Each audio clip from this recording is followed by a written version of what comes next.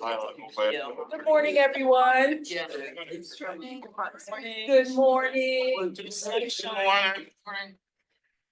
Thank you all for coming here on this beautiful morning. It is good to see you all, both in person and on Zoom.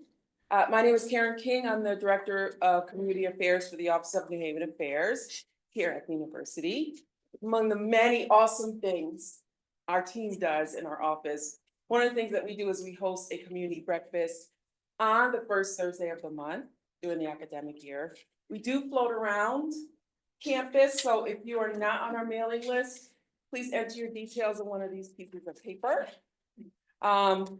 These breakfasts are a great way to meet members of the Yale community who talk about their areas of expertise or resources that are available on campus or exciting things that are taking place, which is one of the things that Mr. McCann is going to enlighten us about today. Before we start, I do want to go over some of the information that we placed at your spaces this morning, and we'll drop this in the chat as well for the Zoomies. So May is a busy month.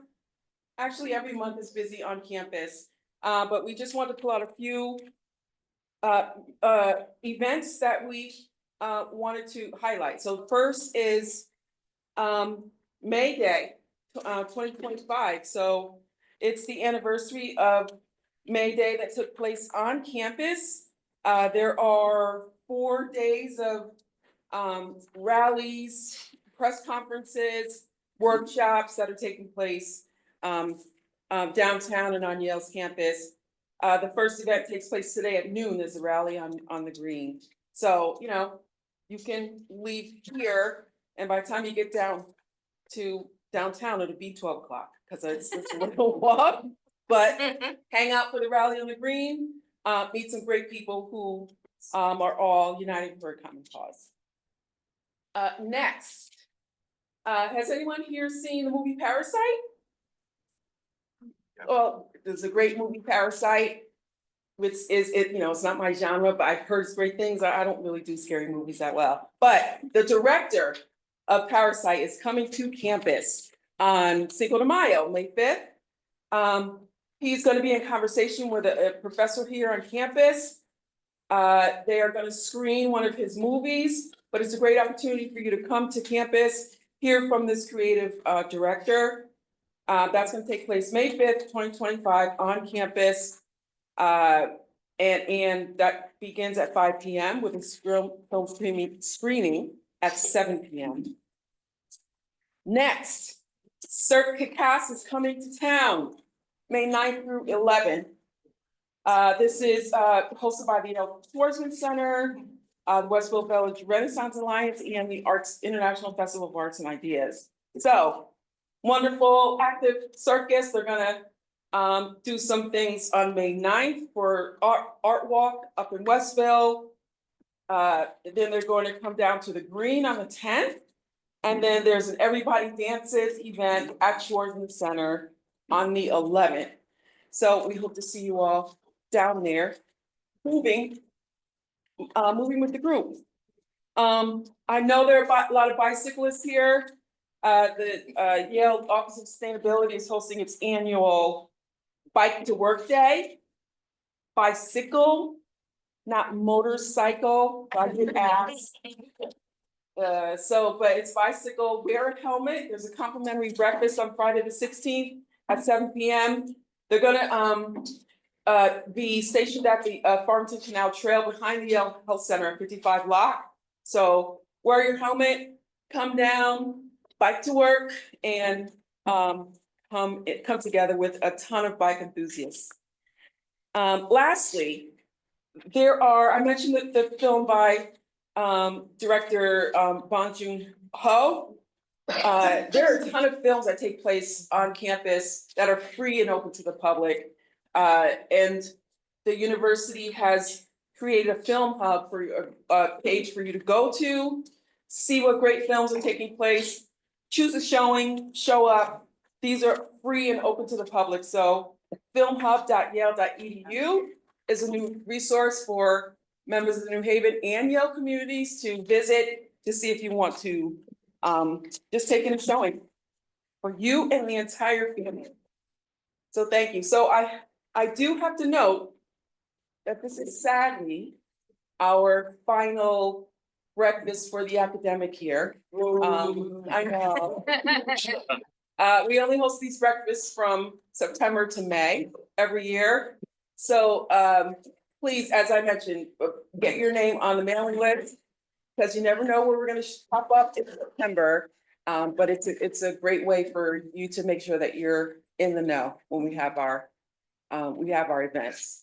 Does anyone have any questions? Well, I'm going to introduce my teammate, Jennifer Mello, who is a recent Yale graduate and has been with us for the past year as our Woodbridge Communications Fellow, and she's going to introduce our speaker. So welcome.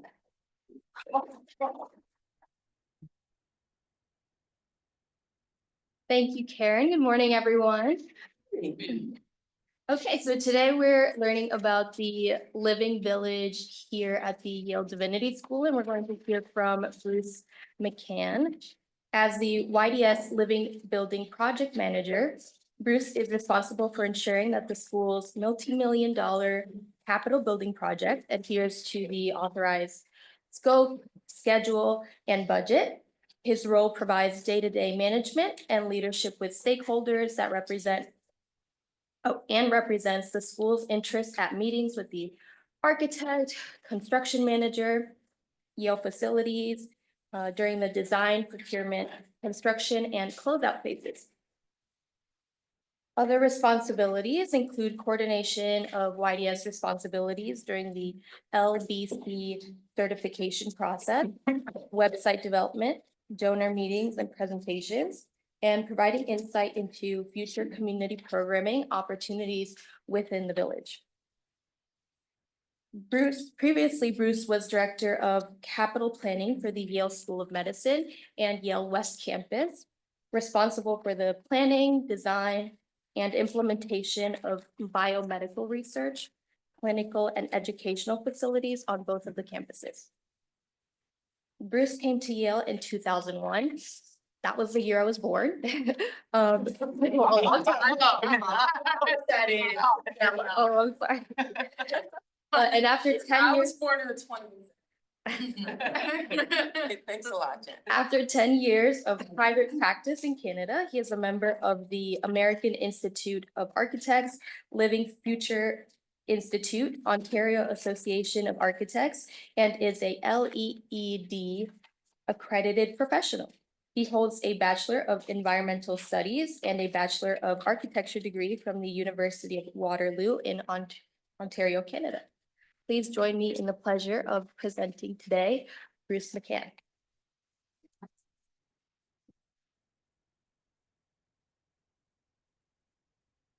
Thank you very much. It's a pleasure to meet all of you and welcome. I hope you can get a glimpse of the Living Village. I just wanted to say that this is a very complex building. There are many, many attributes, details that can be described, but I thought today I'd give you a general overview of why the Living Village, why at the Divinity School, and focus on a few of the petals that make up the systems within the building. Oops. Ah.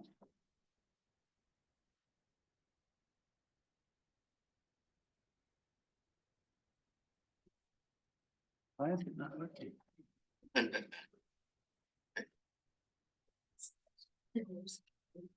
Well, this is going to be difficult.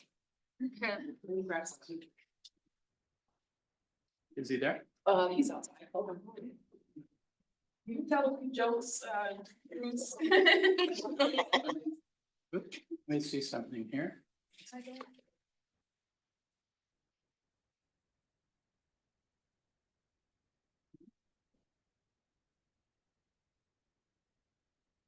Wow. Yeah. How's it do? Is it there? Yeah. Okay, so I'll just use the remote or the mouse.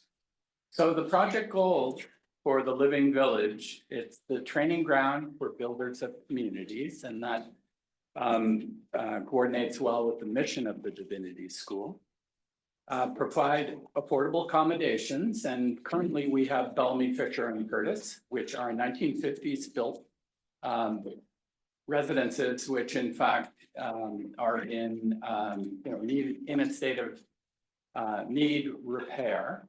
And there are about 180 beds there. And so the Living Village will provide 51 additional beds.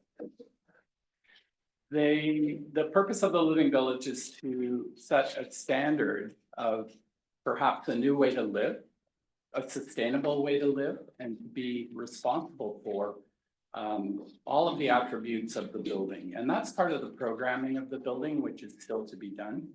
It opens in August this year, so unfortunately, the growing season is almost complete. So we're ramping up for the following year, which the programming will recommend. The other issue is setting a new dynamic on campus to be inclusive. Currently, the quad, as you know, has gates on it, and it's very Jeffersonian, so it's not that welcoming. And the idea is that the Living Village doesn't have any gates, and in fact, it's inclusive with the community. You may not know, but the Divinity School has a significant connection to eco-theology.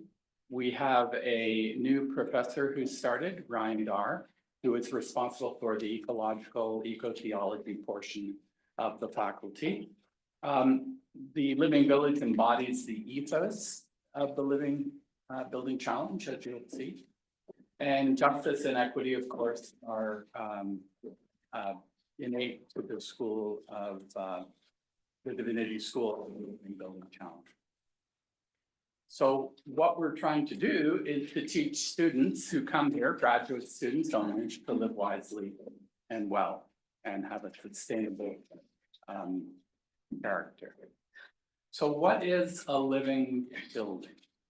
And when I refer to LBC, as Jennifer did, it's the Living Building Challenge, which is part of the Future Living Institute, which is very similar to LEAD, if you know what LEAD is. But instead of being doing less harm, it does more good. So a living building has a positive impact on the environment and the people who use it. It prioritizes occupant health and safety.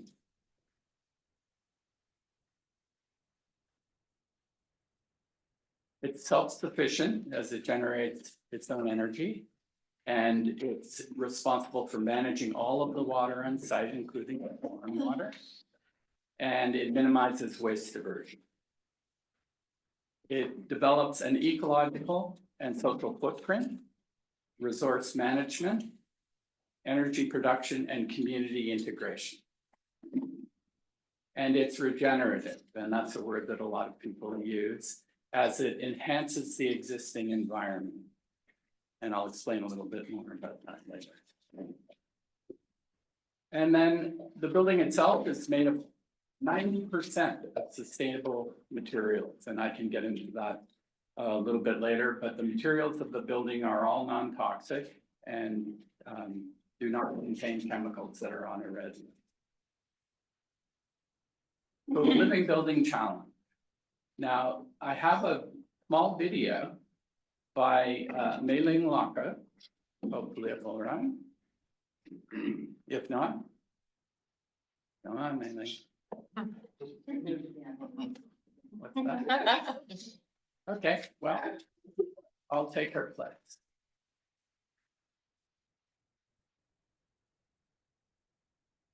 So there are 7 petals in the Living Building Challenge. One of them, starting with place, and you can see it's to restore a healthy integration with nature. Net positive water, and we'll talk about that a bit more. There's stormwater, there is potable water, and there is rainwater capture. Energy, net positive energy, all of the building currently has a roof on and they're all solar shingles. And we're building a PV canopy behind the building, behind the quad, which will in fact power 12% of the existing campus. You can see health and happiness is an important pedal. Materials, which I spoke about, equity, supporting a just and equitable world. And what that means is that a significant portion of the materials, the labor, are from local contractors, as well as diverse contractors. And beauty, of course, is biophilia, which is the idea of communing with nature. There are a number of certification levels. So even if you don't have a lot of money to spend, for example, a church or a lower budget, that you can start with zero carbon. The pedal that we're going for, or the certification, is the full certification. And it has, in the 7 pedals, there are 20 imperatives that you have to address. For example, the site is 4.3 acres, and we're responsible for purchasing an equivalent amount with a land trust that's held in perpetuity as ecologically protected land. So we're doing that with the Regional Water Authority, which also enhances the water in the area. To date, I think there are 34 fully certified buildings in the world. And this building will be the first of its scale. 24/7, most of them are not, and the majority of them are student centers. There isn't student centers, community halls, things like that, but not residential. The site. If you've been to the Divinity School before, you know that we built this right on a parking lot.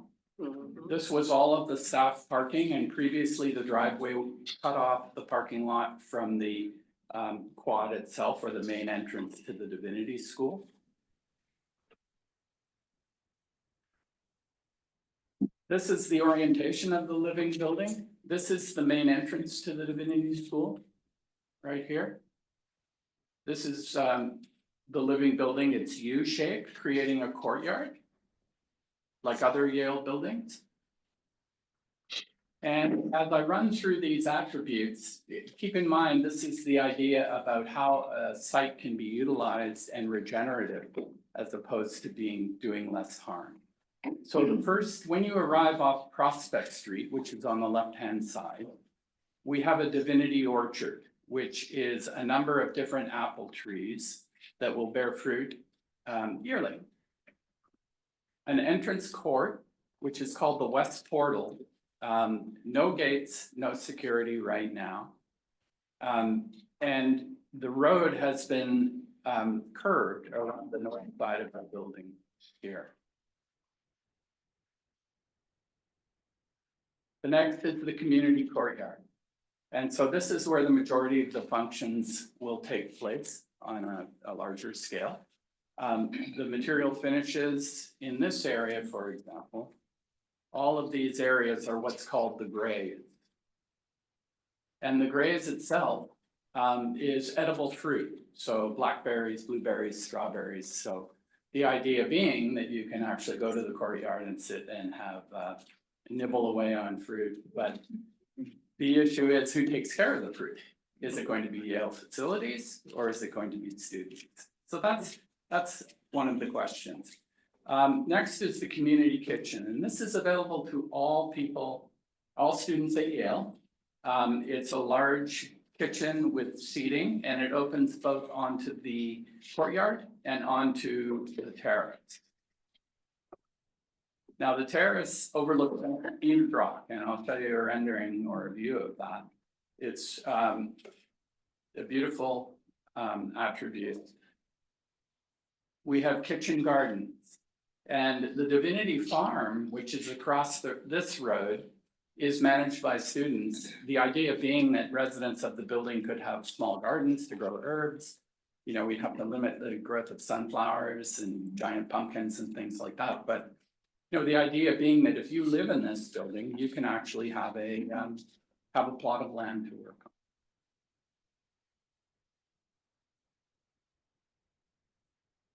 And then the water commons. So this is another meeting space or community space. What you see here is a constructed wetland, and I'll show you more of that a little bit later. But we've created a boardwalk, which comes from the east side of the building, and you can actually walk across into the lower level. And in the lower level, we have bike rooms, we have bike storage rooms, the waste treatment rooms, which are significant. And it should be a good place to hang out adjacent to the constructed wetland. We also have the Grove, and we have an outdoor amphitheater. And these are all of what you see here. These blocks and these blocks are all large-scale pieces of granite, which are absolutely beautiful. The materials of the building are beautiful. It's literally all granite. The site attributes, they're big, large-scale benches. And very nice. The Grove is nut-bearing trees. And right in here is really the only flat piece of land other than the community courtyard. And I think that will be well utilized.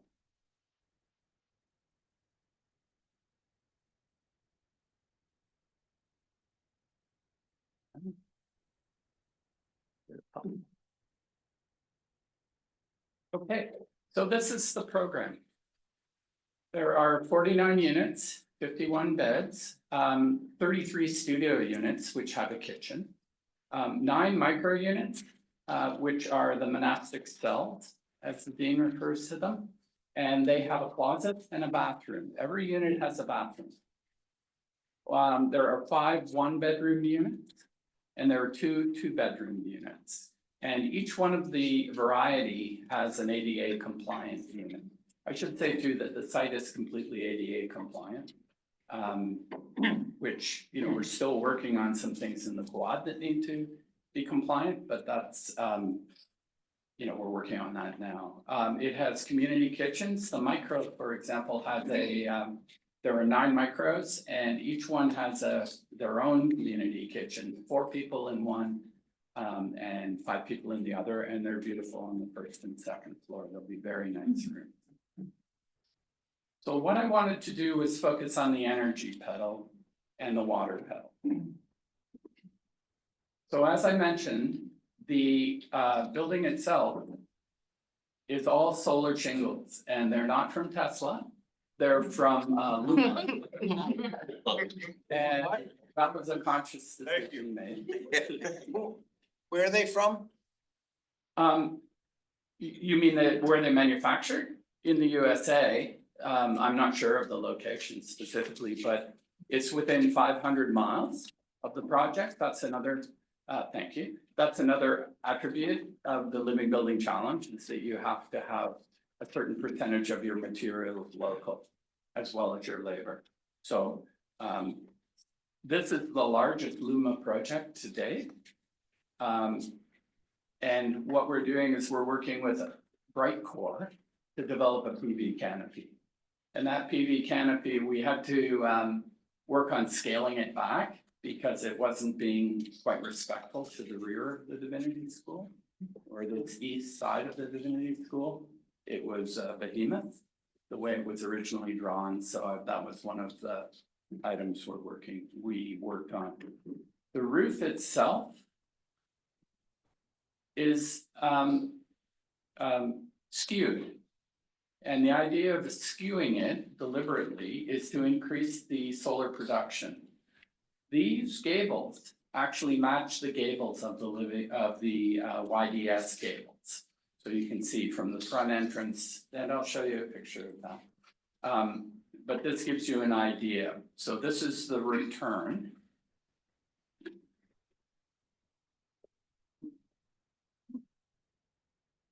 There is solar shading on all of the facades which face west, east, and south. And the solar shading, of course, reduces the heat gain and the cooling loads within the building. Now, you can see this now. Every second Wednesday, we have a tour at 4 p.m. livingvillage.yale.edu construction. And I'd be happy to take you around. The building is 80% complete right now.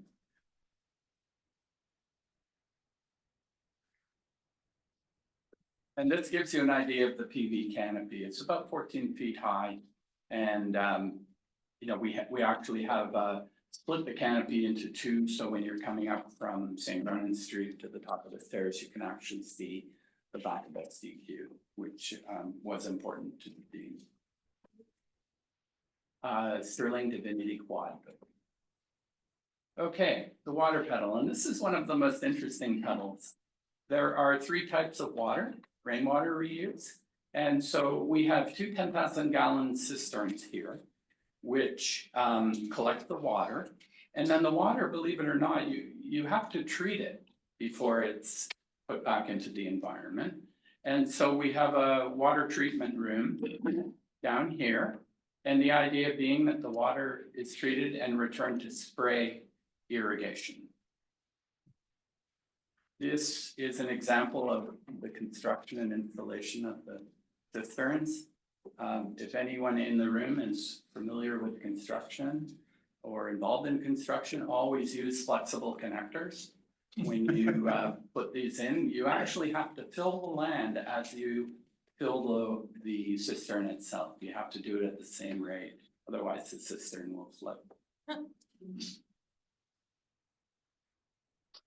This is a gray water capture. Now, the building itself, before we get into gray water, the building itself is using potable water. By the regulations of the Living Building Challenge, the project originally had a water treatment facility, which was over $1 million. And this is one of the beauties of the Living Building Challenge, is the fact that you can negotiate with them. Because it doesn't make sense to have a water treatment facility in an urban environment when we have the Whitney Water Plant down the way, which is a LEED Platinum building, providing water to us. So what they've come up with is something called scale jumping. And so we took that opportunity and we've had, we're developing a water advocacy plan through Yale with the Regional Water Authority, the City of New Haven and New Haven Water Pollution Control Authority. We've had 3 water summits, we call them, to date. The first water summit was to understand what the current water issues are in the local area. They are not, we don't have, we have too much water. The concern is, what the quality of the water and how do we manage that? So through that, we're developed a water working group, which includes the Yale faculty. And we're hoping to continue the summits past the completion date in order to do research and advocate on behalf of this, on behalf of water at the state level. That's news to Karen. So back to the gray water reuse. Anything from a kitchen sink, bathroom sink, shower, or toilet goes into this system. The system itself, there is a primary treatment tank, trickling filter, and these all have specific, they all have specific requirements in the water treatment process. It goes into the constructed wetlands, back through a sand filter, and then it's returned to the building for reuse as toilet water, which is dyed blue.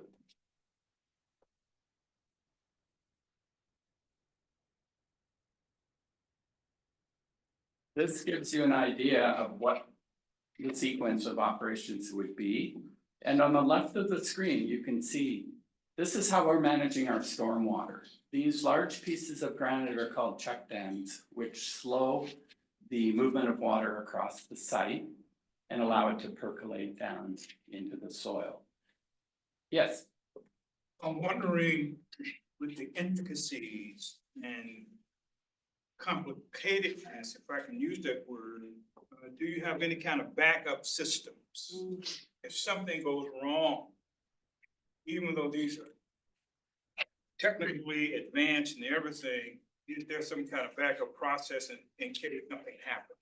so the only backup we have now is a valve, which allows us to go to the municipal. In the event of a misfunction.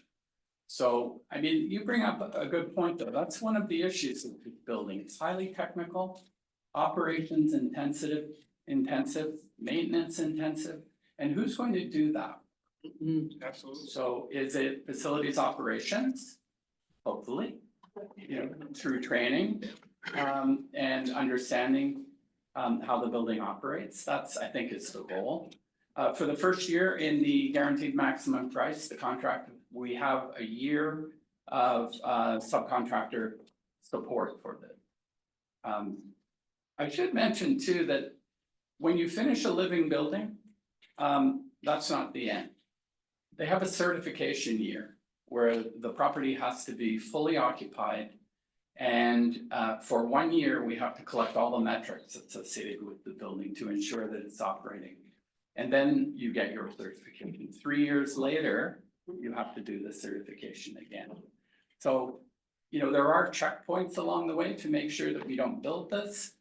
And then 2 years later, it's not functioning the way it's supposed to. So those guardrails are in place for us to manage. And this is what a view of the water commons and the property. I mentioned dashboards. So we are integrating with the building automation system in order to track all these metrics. And one example is energy. So in terms of energy, you take in the summer and you give back in the winter. We are connected to the Yale microgrid. And so we are separately metering all of this in order to come up with our metrics for the building. There is temperature, humidity, solar. We don't have wind power, but this is an interface which will be public. It will be on our website and ultimately will be on the boards at the in the Living Village itself.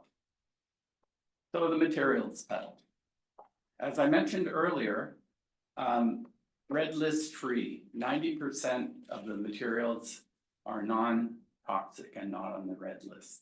10% is pretty good because you can imagine that caulking utilized could not possibly be toxin free.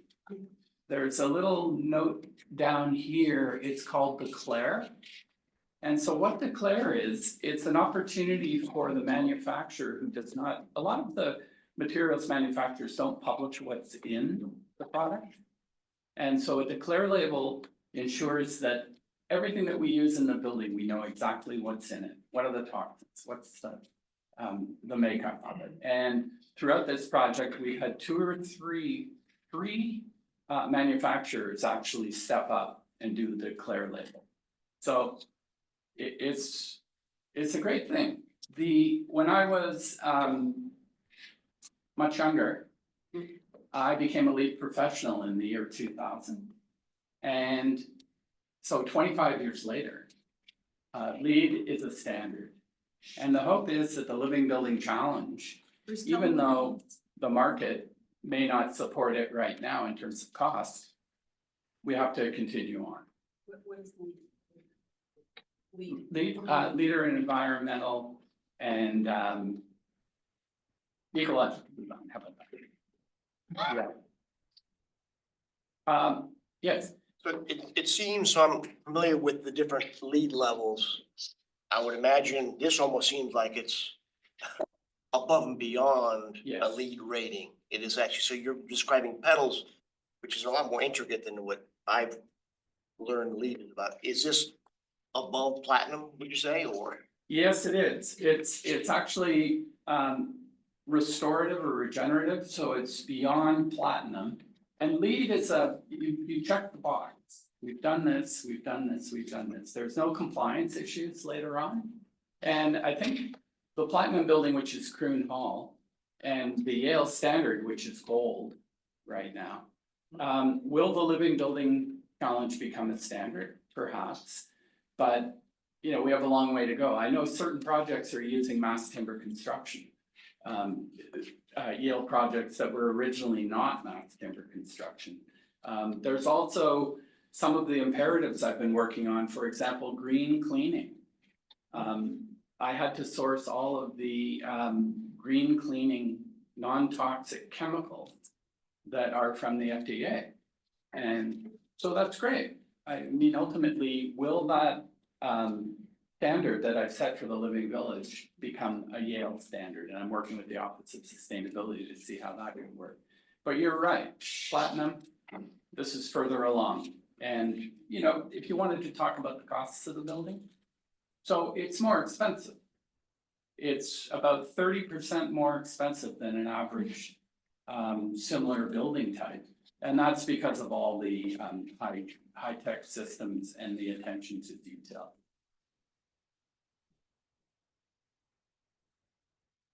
Did it change? Yeah, so this is an example of the interior. The materials, very Nordic, in my opinion. White oak, these are mass timber columns, curtain wall, and then the sunshades on the exterior. The majority of the finish is white oak within the units themselves. This is the main stairway, stair number 2, and it is all made of cross-laminated timber, which actually came from Austria. Believe it or not, it was less expensive to manufacture it in Austria and ship it here than build it locally. One interesting, everything is cross-laminated timber, including the stairs and the treads. It's a softwood, so you cannot actually, you know, over time it would wear. So we had to put in a hardwood nosing for each of the stairs. You can see the building is 3 floors. Only on this side of the building is the 3rd floor, and the 3rd floor does not have any visual access to the courtyard. It's like living in an attic.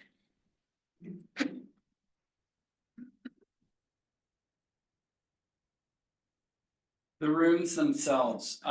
So when we started the Living Village, we had a significant number of trees that were taken down, and we thought that the best use of those trees was to take them locally to a place called City Bench, and then use a local furniture maker, Hugo and Hope.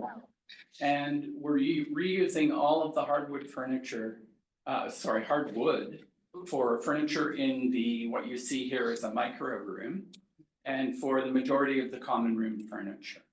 So we've had an ability to reuse what we took down. The micros were originally all furnished, built in, and now all the rooms are furnished. So all of those 51 rooms, 51 beds will be furnished. So the schedule. I'm going to show you a series of drawings and photographs and renderings, current versus where we will end up visually. We are scheduled to be completed, substantial completion is June 27th. So that's 2 months from now. The completion of the landscape, if you look at the site, I don't think we're going to make the landscape date. We will hopefully, most certainly, make the August 1st date, because that's when students move in. These are the slides. Oh, before I get to the slides, I wanted to tell you that this building has 18 consultants, not including me, not including, you know, and facilities, of course. But there are 18 private consultants working on this, from fire protection, biohabitats, which is a water treatment expert. You can see how many there are And, you know, that's not without cost. So hopefully in the future, this will become commonplace. Okay. So this is the current view as of a couple of days ago. This is what. Oh, crap. This is a view looking back through the orchard.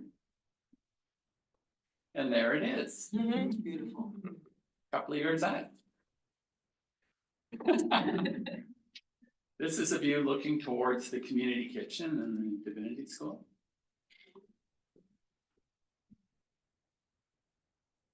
View of the Divinity School, which has a new canopy signifying the main entrance. Once again, community kitchen.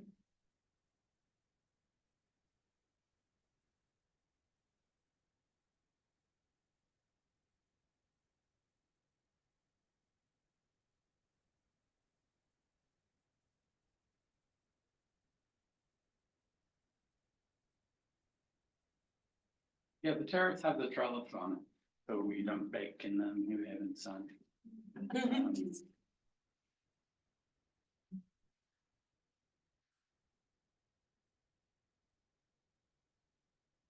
Those are the kitchen garden.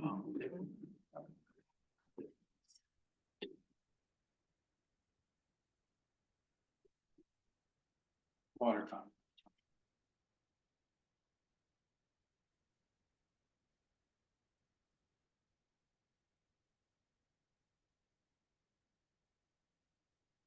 This is the Lantern Lounge, the main student space, social space. Facing west, it's actually incredible, and the ceiling is way much higher than what you see here.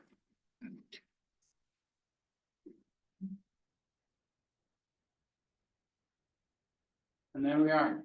So there's so much detail. It's hard to present unless you have a significant amount of time. Yes.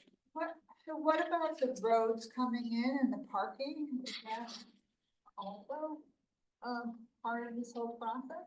Yeah, so we have, what we're using is porous asphalt. And if you've ever seen porous asphalt, if there's a torrential downpour, you will not see any ponding. It all goes through the asphalt into the ground immediately. And that's a great feature, but you have to maintain it. So you have to vacuum it. It can't get clogged. So ultimately, it's an operational issue. I should tell you as well that the majority of the soil, the existing soil, is going to be removed or has been removed. And that's because they're bringing in different soil compositions and layers of soil, plants that have deeper roots. And the plant life is all to be native, the majority of it, to restore the land. But there's a significant amount of landscaping operationally in order to make that happen and to realize this idea. Who's doing the landscaping? The local firm? It's called Winterberry, yes. So we had to go pick those trees last year. All of the plantings, all of the trees, and they're being stored.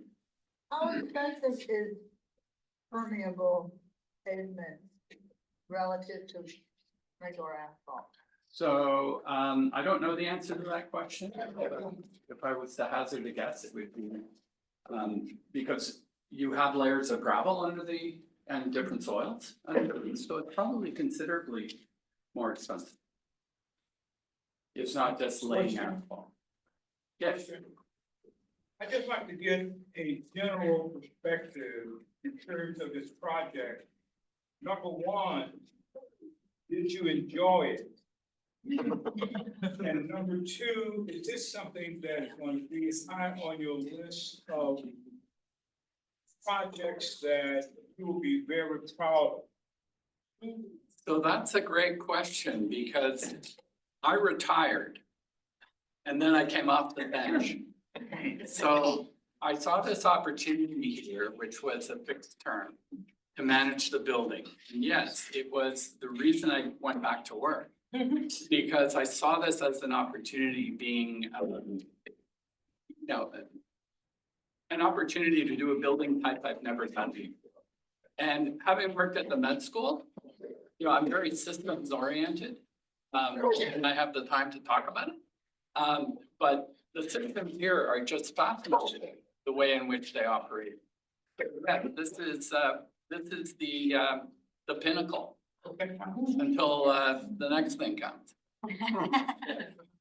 Question, I'd like to know if you could repeat some information. You had shared tours Yes. that they are offered, and I'm sorry, I didn't hear Oh, okay. specifics about that. So if you go to livingvillage.yale.edu, under the construction tab, or even in the menu, drop-down menu, there should be a tours. And you can register. Great. And then secondly, I had a comment, and I was curious to know if it was under consideration where you spoke about the impact of managing the building from the green perspective, skills, being able to train people perhaps in your own facilities. But was there any thought to utilizing community resources where green initiatives are within some of the community colleges, some of the other, if I could say, local businesses, and thoughts about that? So it's a great idea. This is a big machine, you know? And so even I had to go and get approval, not approval, but to work with our local facilities person in order to have green standards that could be translate into a larger Yale product. Because, oh, well, we don't use that. And the grounds, believe it or not, are incredibly green right now. There's virtually no fertilizer, no pesticides. So it was heartfelt to see that. All of the equipment, one of the attributes that it should be electric. And it's not, even here right now. So that's part of the Living Building Challenge too, the all-electric equipment that we're insisting that facilities purchase. Thank you. You're welcome. Hello. Yes, I was curious, are the tours only during the academic year or are any of them given during the summer? No, they're until the end of 2025. So they go all through the summer, they went all through the winter.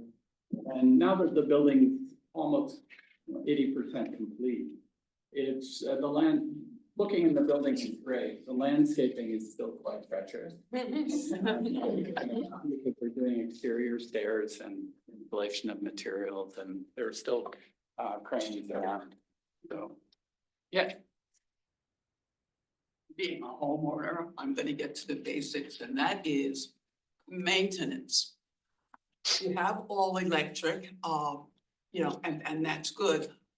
But do you bring in residents who have skills in different areas that you would need to keep the community going? Because it is so hard to find people that can do work anymore. We're almost a do-it-yourself society. So, Will you need to do long-term contracts? no, we don't. We have the 1-year contract, and 1 year is, you know, a typical maintenance or a warranty period under our contract when the building's substantially complete. But you bring up a great point. It's the integration with the community. And that's the programming of the building. The things that we should be working on at this point is, you know, it's a great educational tool. So who would be managing the K through 12 visit? Could you have a summer student camp per month? Because when they, you know, they can, all of that has opportunity. It will hopefully inform moving forward, and the building itself will generate ideas. So, local community is key to this. One more question, and I'll leave them alone. Is it multi-generations who will be part of the community? Yes. Okay. Yes. Yeah. Question, so you show the time frame of the project when it started to completion. But in order to start, this had to have become a glimmer in someone's eye. How long ago would you say? Do you have a sense of that? So I've been here 2 years. Prior to that, the dean's been working on this 6 years. 6 years, okay. So before I retired, which was in 2021, I had been on the design committee reviewing a portion of the project. And so it's been a long time, and that's when I thought, oh, okay, You can't take down the trees and, oh, let's go pick them up so we can right, turn it into furniture. You know? right. So, And okay. to your point, I didn't do it to put it on my resume. Oh, well, thank you for coming out of retirement, so. Yes. So my voice from retirement is sitting here and listening to you. I'm just thinking about the old American version of the arts and crafts movement. And that, you know, you're actually having that come alive again. Mhm. And sitting here and looking over at a Grosvenor Atterbury building and thinking about here at Yale, like in 1892, this guy and a bunch of young Yale guys are saying, let's have housing for people that are living tenements. Let's have something for people that are middle class. It gets back to the question of the community. And so they were fiddling around with that idea back then. And I'm seeing what you're doing here, or I'm feeling a part of that arts and crafts stuff. And I'm bringing it up because our church is sort of doing it with a lot of other people, opening up a green and coming in and seeing things of New Haven.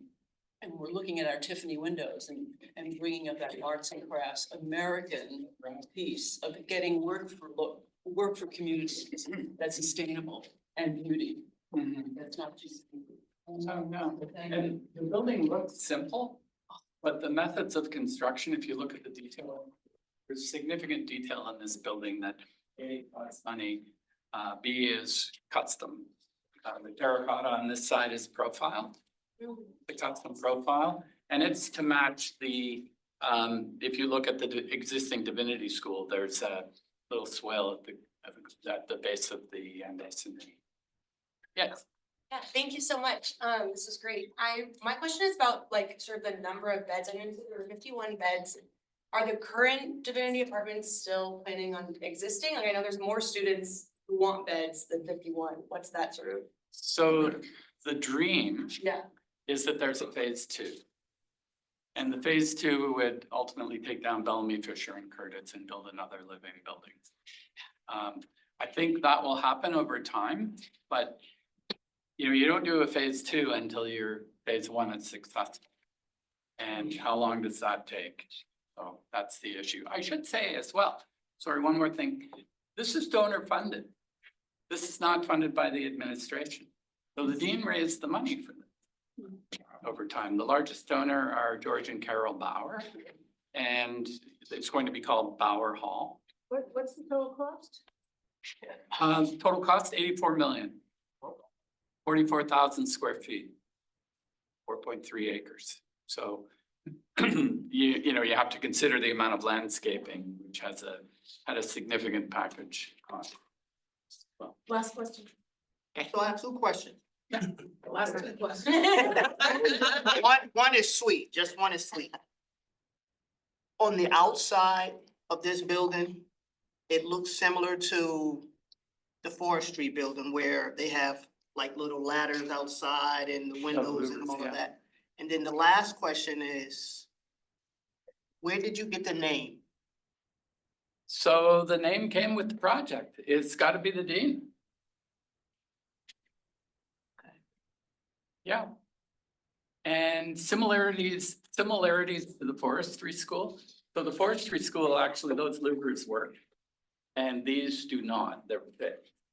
But yeah, so the Living Village, I mean, it's a great name. It's sparks all sorts of thought. And I should tell you one more thing.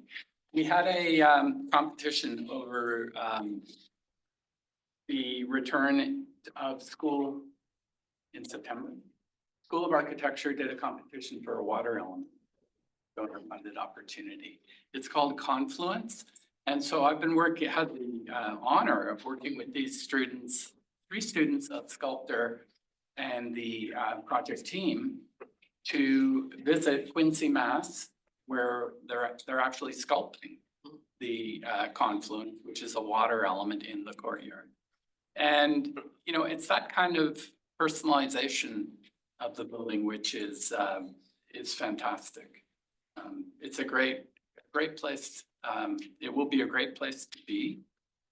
Similar to the Peabody, we're also having a memory pot, which I'm working with Royce Youngwolf and two sculptors, one from Maine, one from Long Island. So all of this, I couldn't ask for a better job. Thank you. Stick around for